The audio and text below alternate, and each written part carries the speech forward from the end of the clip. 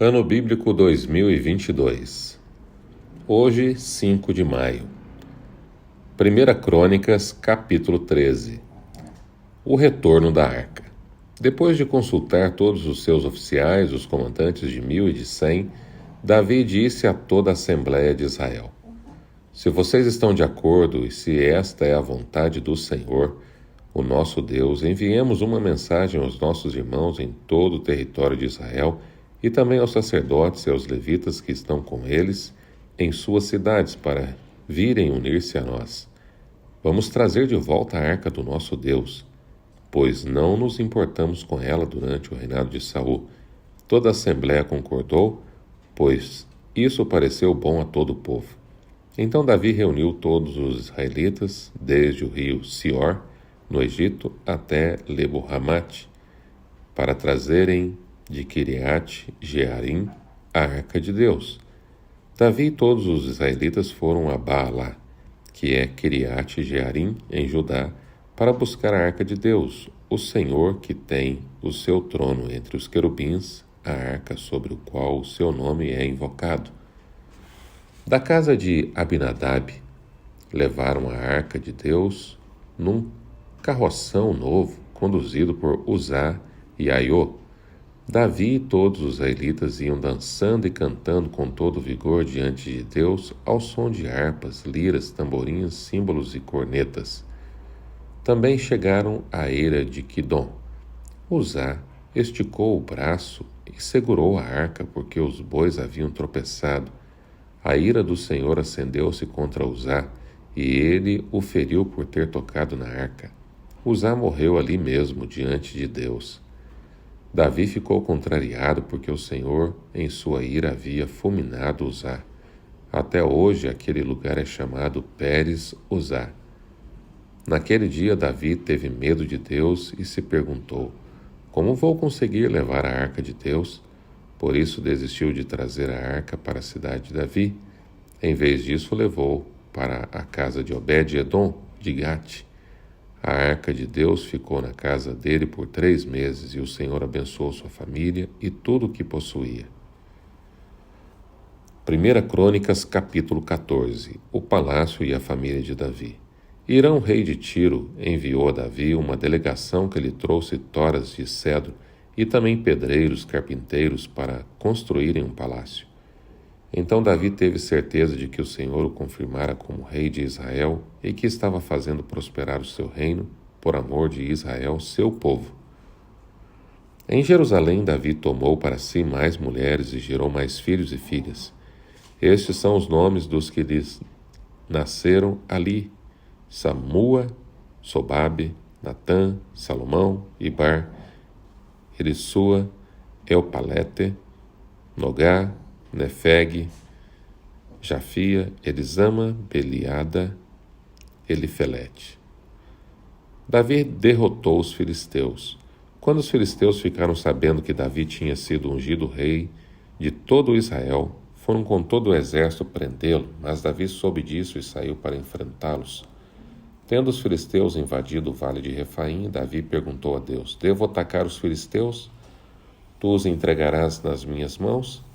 O Senhor lhe respondeu: vá, e eu os entregarei nas suas mãos. Então Davi e seus soldados foram a Baal-Perazim, e Davi derrotou e disse: assim como as águas de uma enchente causam destruição pelas minhas mãos, Deus destruirá os meus inimigos. E aquele lugar passou a ser chamado Baal-Perazim. Como os filisteus haviam abandonado os seus ídolos, ali Davi ordenou que fossem queimados. Os filisteus voltaram a atacar o vale. De novo Davi consultou Deus, que lhe respondeu: não ataque pela frente, mas dê a volta por trás deles e ataque-os em frente das amoreiras. Assim que você ouvir um som de passos por cima das amoreiras, saia para o combate, pois este é o sinal de que Deus saiu à sua frente para ferir os exércitos filisteus. E Davi fez como Deus lhe tinha ordenado, e eles derrotaram o exército filisteu por todo o caminho, desde Gibeon até Gezer. Assim a fama de Davi espalhou-se por todas as terras, e o Senhor fez com que todas as nações o temessem. 1 Crônicas, capítulo 15. A arca é levada para Jerusalém. Depois que Davi tinha construído casas para si na cidade de Davi, ele preparou um lugar para a arca de Deus e armou uma tenda para ela. Então Davi disse: somente os levitas poderão carregar a arca de Deus, pois para isso o Senhor os escolheu e para ficarem sempre ao seu serviço. Davi reuniu todo Israel em Jerusalém para trazer a arca do Senhor para o lugar que ele lhe havia preparado. Reuniu também os descendentes de Arão e os levitas. Dos descendentes de Coate, Uriel, liderando 120. Dos descendentes de Merari, Asaías, liderando 220. Dos descendentes de Gerson, Joel, liderando 130. Dos descendentes de Elisafã, Semaías, liderando 200. Dos descendentes de Hebron, Eliel, liderando 80. Dos descendentes de Uziel, Aminadab, liderando 112. Em seguida, Davi convocou os sacerdotes Zadok e Abiatar, os levitas Uriel, Asaías, Joel, Semaías, Eliel, Aminadab, e lhes disse: vocês são os chefes das famílias levitas, vocês e seus companheiros levitas deverão consagrar-se e trazer a arca do Senhor, o Deus de Israel, para o local que preparei para ela. Pelo fato de vocês não terem carregado a arca na primeira vez, a ira do Senhor, o nosso Deus, causou destruição entre nós. Nós não o tínhamos consultado sobre como proceder. Então os sacerdotes e os levitas se consagraram para transportar a arca do Senhor, o Deus de Israel. E os levitas carregaram a arca de Deus, apoiando as varas da arca sobre os ombros, conforme Moisés tinha ordenado, de acordo com a palavra do Senhor.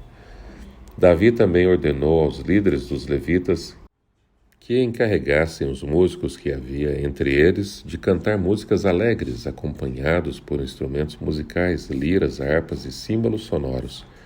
Assim os levitas escolheram Emã, filho de Joel, e Asaf, um parente dele, dentre os meraritas, seus parentes, escolheram Etã, filho de Cuxaías, e com ele seus parentes que estavam no segundo escalão, Zacarias, Jaaziel, Semiramote, Jeiel, Uni, Eliabe, Benaia, Maaseias, Matitias, Elifelel, Miqunéias, Obed-edom, Jeiel, os porteiros. Os músicos Emã, Asaf e Etã deviam tocar os símbolos de bronze. Zacarias, Aziel, Semiramote, Jeiel, Uni, Eliabe, Maaseias, Benaia deviam tocar as liras acompanhando o soprano, e Matitias, Elifeleu, Miqunéias, Obed-edom, Jeiel e Azazias deviam tocar as harpas em oitava, marcando o ritmo.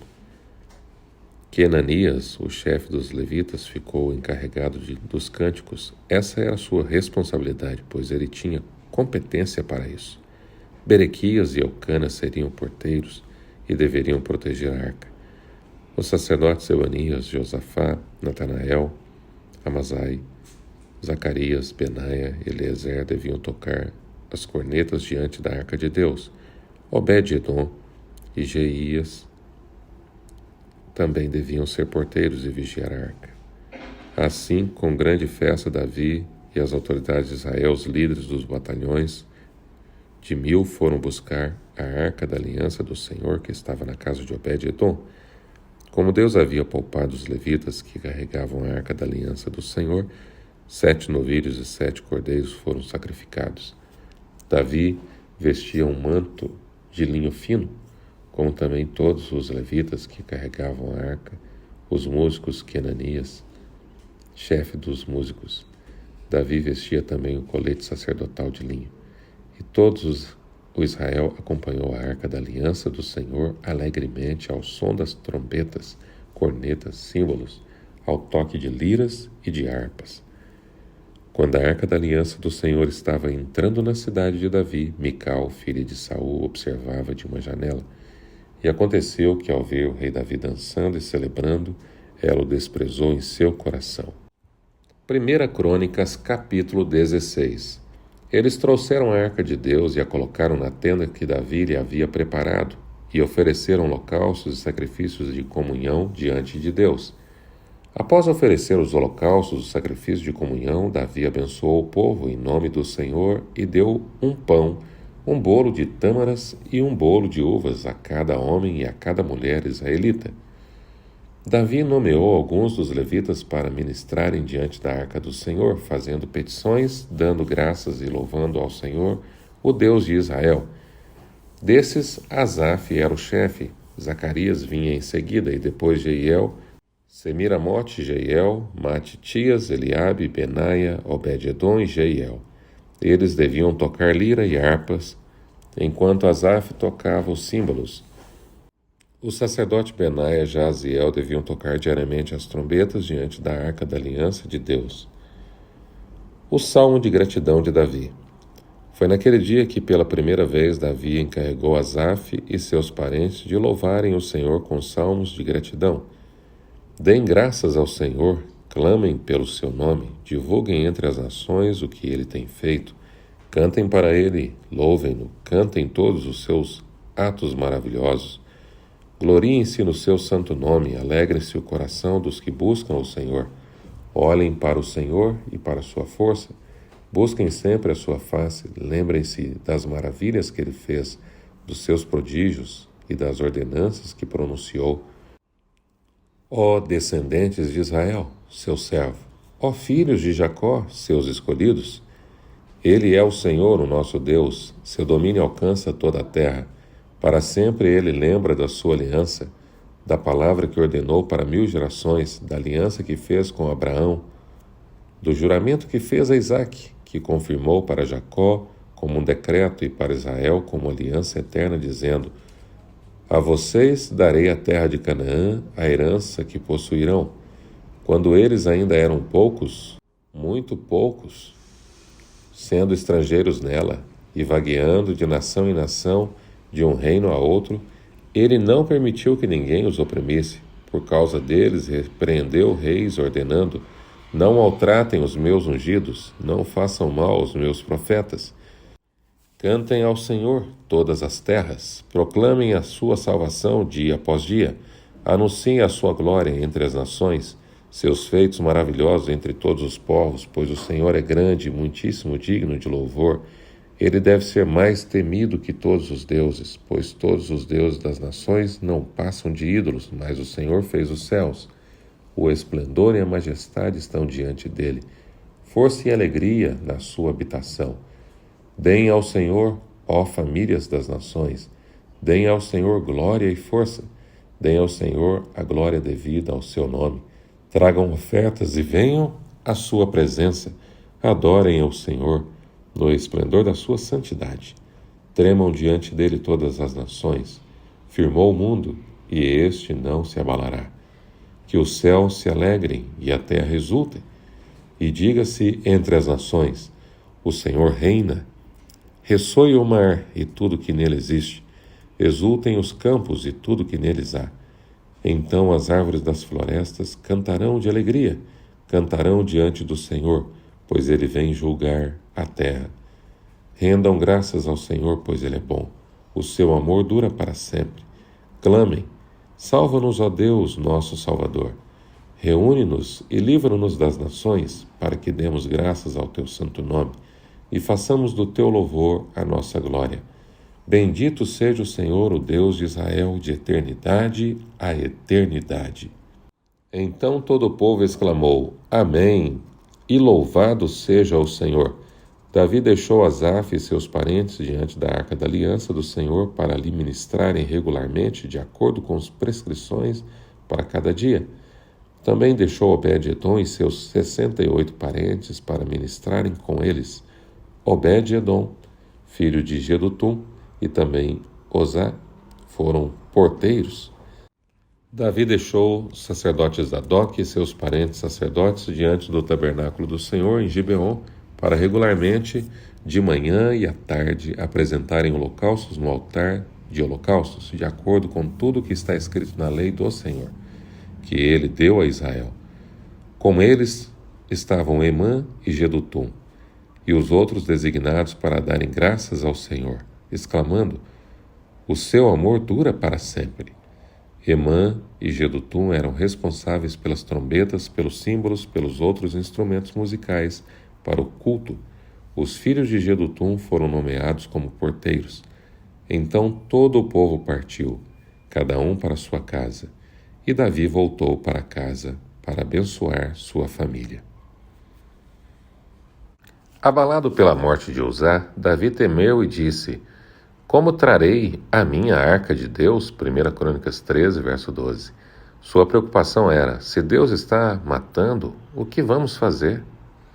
Então, guiado por Deus, ele conduz a arca para a casa de Obed-edom e volta com sua comitiva frustrada para Jerusalém. A tragédia que trouxe morte para Uzá produziu vida para Obed-edom. Parece que Deus havia tomado uma decisão. Ele nem habitaria na casa do sacerdote e nem tampouco habitaria com o rei. Era como se estivesse dizendo: Deus resolveu habitar na casa de alguém sem status, alguém que estava fora de alcance para todos. Deus deixou de habitar com os nobres para transformar aquele que para todos era um anônimo. Obed-edom significa servo de Edom. Os edomitas eram descendentes de Esaú, os quais Deus mandou exterminar da terra e os amaldiçoou.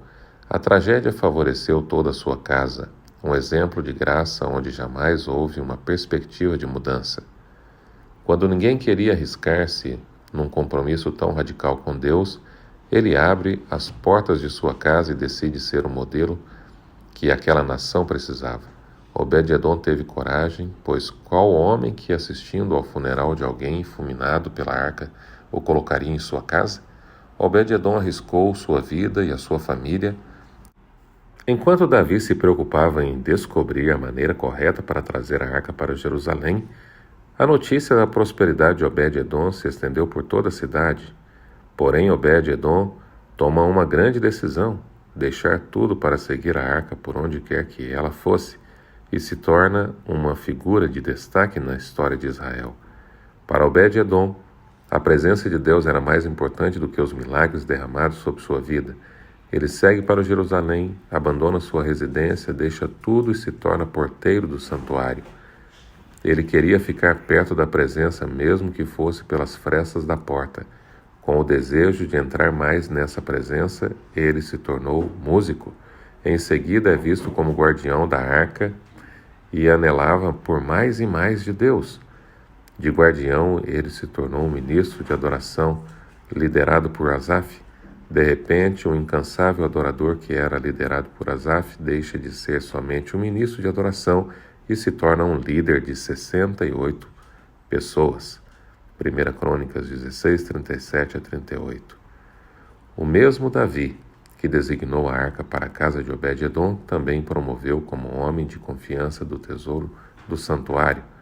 Segundo alguns estudiosos, o tesouro do santuário do Senhor, que estava sob a responsabilidade de Obed-edom, corrigidos para os nossos dias, chegaria a cerca de 3 bilhões de dólares.